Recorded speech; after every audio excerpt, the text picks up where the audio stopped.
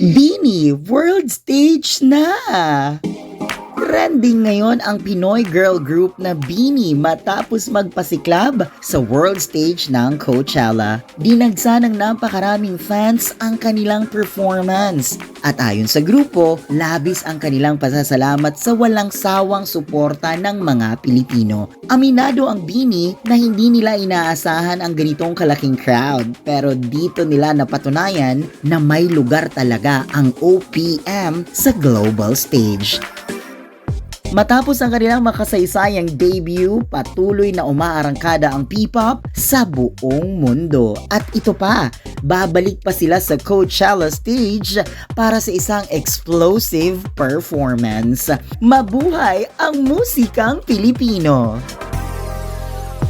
Para sa mga chikang trending at never-ending, ako si Madam Chika. May opinion ka ba? Ano pang hinihintay mo? Punta na sa comment section at i-chika mo na yan!